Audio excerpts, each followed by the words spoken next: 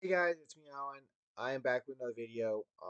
This wasn't originally the video I was gonna post. I had another one made on my phone earlier, but it hasn't gotten synced to my laptop yet, so I'm just gonna scrap that one and upload this one. Especially considering that there's more that's come out regarding WWE, Vince, all that. So yeah, that's what we're talking about today. Make sure to like, subscribe, and turn on post notifications so you don't miss out on future videos and streams. Trying to get to 800 subscribers, about 10 away. I'd appreciate it. Um, let's get into this. So, I hate talking about Vince McMahon. I really do. I fucking hate the guy. He fucking sucks. But he's making himself the center of attention again, and I have to talk about him because it's affecting the wrestling company that I support, and a lot of people feel the same way. It's a lot of people are voicing frustration, and rightfully so, because this sucks. Over the weekend, it was announced that Endeavor, the parent company of UFC, Ultimate Fighting Championship, is buying WWE. Now, Vince left last year due to all the sexual assault allegations and everything else that came out, and there's been a lot of things going on that end. But earlier this year, he came back and made it so that any sale of the company would have to go through him. But it seemed like that was all he was here for. And things continued on as normal under the Triple H regime. A regime change that had brought a lot of positivity to the locker room. Morale was up, and it's shown in the fact of how much fans have been turning out. Um, it feels like every week after Raw and SmackDown, we would hear, whatever city they were in had their best sales in like or best turnout in like forever. WrestleMania, same thing. The like best sales of any WrestleMania ever this year, which is freaking crazy. And then the Raw after WrestleMania happens. Sold out state, sold out arena. It comes out Vince had a massive hand in how last night went, including segments getting cut, matches getting cut, specifically with the women. Yeah, we're still having that conversation of women having to fight for their spot. And I'm not saying Triple H was perfect. He obviously wasn't. Um, there are things within the women's division that you can scrutinize him for, but at the same time, he was trying to make shit better. I truly believe he was. But now Vince McMahon's back, essentially. Now maybe that might not be official. He's not officially at the top of creative again. He's not officially at the top of the company again.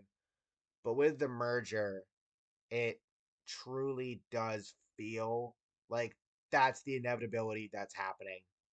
And if it does, this company's fucked. It really is. Now, I will say this much. I'm planning on going to two different WWE shows coming up.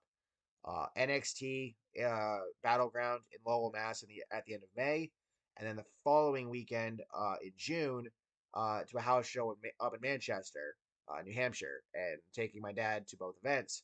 I still plan on going to those events regardless of what's going on, and I'm going to try to enjoy them as best I can when they happen.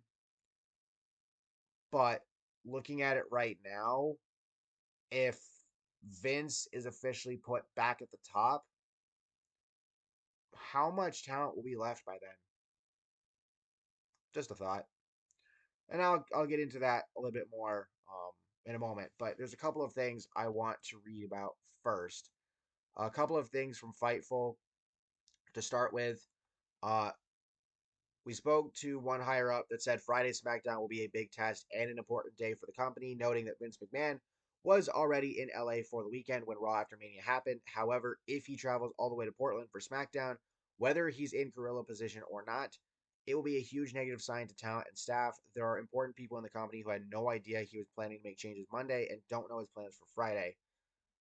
This included, again, like I said, the stuff I mentioned before. There's a video from a fan who was at the show last night showing Seth Rollins during commercial break, getting told that his segment was getting changed and his reaction to it, he was not happy. The other part of this Fightful report, and this is a lot more telling, is Fightful heard from at least two talent, including one near the top of the card, that said they'll likely request their releases if this is a trend moving forward, and another that said they'll just write out their deal. There are multiple wrestlers who are already exploring what their options would be in the event Vince McMahon were to suddenly be involved. To further add to that, um, Sean Rossap literally just said a few minutes ago, there have been no main roster requests for release as of right now that we've heard of. Anyone else saying Fightful is saying that is lying. This stems from a jackass fake reporting that Bayley asked for her release, and I'll get into her momentarily because there I do want to talk about Bayley real quick. Um, but another one is from Raj Giri saying that from Fightful, there were originally said to be two triple threat women's matches on last night's Raw, with the winners facing off for a Raw Women's title shot. They were cut, and the tag team title contender match was booked. Bayley was also scheduled to be ringside, and that was cut. The women were understandably frustrated.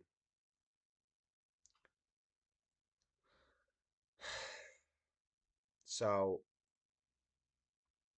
the reason why I mentioned Bayley and wanted to talk about her specifically is I have a feeling she is the wrestler that's at the top, that's near the top of the card, that was alluded to in the Fightful report.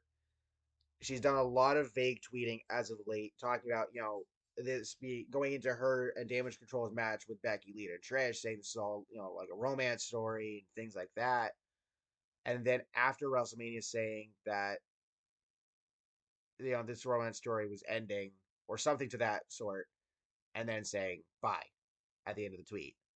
And then both Dakota Kai and Carmella tweeting out their love for Bayley today.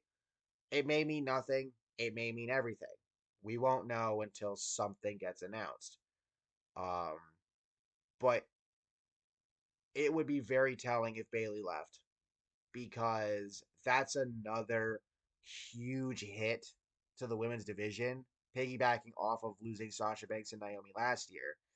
And you can argue all you want about why it happened with Sasha and Naomi, but Sasha being one of the four horsewomen, losing her was huge. And Naomi is an underrated loss because yeah, she's been champion, but in after having won the title a couple of times, it it didn't necessarily feel like she was getting used the greatest, especially later on. Um so losing them and then losing Bayley, it's literally just the tip of the iceberg. If Bayley leaves, because when you have Fightful saying that talent are evaluating where they're at in the company and if they're gonna stay or not, all depending on what Vince McMahon does. I mean, y'all know I'm a huge Alexa Bliss fan, and that's who I'm thinking about right now. She has voice frustration. Um, it seems like they won't have her back on TV until Bray is back, which would link them in his story. You know, but with all of this going on, and I feel bad for Bray as well because yeah, things haven't been going the greatest for him as of late. But knowing him, he's always got to be a few steps ahead and will probably have an idea of what he wants to do once he gets back and how he wants to kind of fix things for himself because the build with Lashley to Mania was not going well. And now with all this Vince shit going on, do either one of them want to come back? Um, a lot of people are talking about just, whether more out there or not, um, women in WWE voicing their frustrations or alluding to their frustrations in some way, shape, or form um, across social media. And I feel bad for Triple H because he has this golden opportunity to make WWE better than it ever was, and it really seemed like he was headed down that path, and things were getting better. And now Vince is just saying, "Well, I'm back. Fuck you." It's just not fair. It's not fair to Triple H. It's not fair to the talent, and quite frankly, it's not fair to the fans either, because fans can tell when things have changed. They, Triple H. It took a little bit, but you know, you know, but you could see how things changed under him. And last night, you automatically saw how things flipped right back to the way Vince was doing it. Regardless of what happens on SmackDown on Friday, Vince having any sort of presence in the company, it's gonna make everybody paranoid because that announcement could come at any time. Vince is back at the top, and if he is, scorched earth policy. I I hate saying that, but that's what I think is gonna happen, and it sucks. It sucks as a fan because I do like this. I do like wrestling. I've gotten into wrestling because of WWE, and because of people on YouTube and whatnot. I enjoy it. I love watching it. I've enjoyed going to shows and whatnot. And I also I plan on going to a couple more WWE shows this year.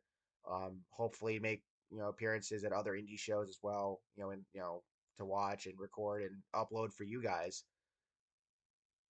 But it sucks when the company that you watch and it has wrestlers that you adore and are major fans of can is has somebody who wants nothing more than to sabotage his own company because in his mind the company cannot do well at all unless he's at the top, and he can't stand seeing someone else succeed in a position that he thought he was succeeding in, but in reality he wasn't.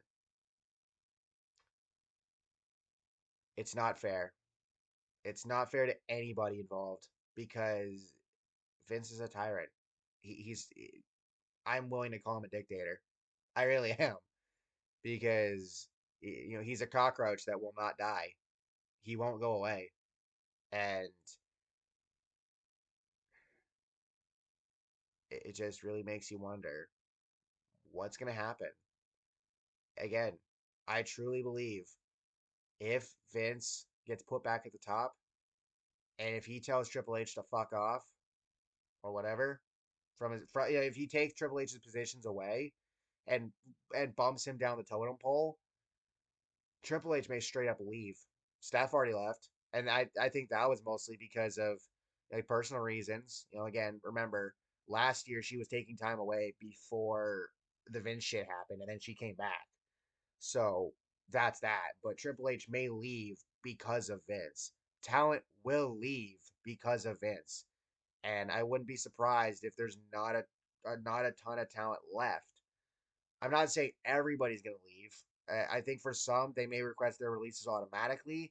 I think for others, they're just going to ride it out however long their deal is. If they know their deal is coming up soon, they might ride it out, not resign, and head elsewhere. Um, and WWE's gonna fall, bro, and it sucks because it was getting better. It really was. And I sit here and I wonder what the future of WWE is. Seriously, what is the future of this company? And I think a lot of others are wondering that too. I mean, in reality, we can only wait and see what happens. But you know, coming off of what happened in the Roman's match with Cody, that was originally what I wanted to talk about today. Was that, and then what happened on Raw, and see where that storyline's going. Immediate thoughts are that it seems like Cody's gonna have to face Brock at Backlash, and we'll hopefully get back to Roman probably by SummerSlam. The Usos and how Heyman and Roman are going to treat them moving forward is going to be an interesting dynamic as well. But it doesn't even feel like it matters now with everything else going on. But I can tell you this much: when I went to work the next morning, I was tired because I was up till almost 1 o'clock in the morning before I went to bed. But all and I had to be up like 4 hours later. But I felt dejected throughout the majority of my workday, not because of work, but because of WWE. And some of you might pop in the comments and say it's not that deep. Like, why do you care so much? I care because it's something I love. You know, we all care about the things we love one way or the other, and we all have different ways of showing it. And when something happens to the thing you love and it's not a good thing, it will leave you with feelings like that: dejection, worry, concern, anger, fear, sadness. And I think a lot of people feel the same way. Um, I just don't know where we go from here, man. Like I said, I'll keep making content related to WWE. You know, if Bayley does request a release, or if anybody really requests a release, like a major name, I'll talk about it, or I might make a little video on it. Um, if something happens with Vince, I'll talk about it. If something happens with Triple H, I'll talk about it. With WWE as a whole, but this sucks. This fucking sucks. With that being said, thank you all for watching. Let me know your thoughts down below. I'll catch y'all next time. Peace.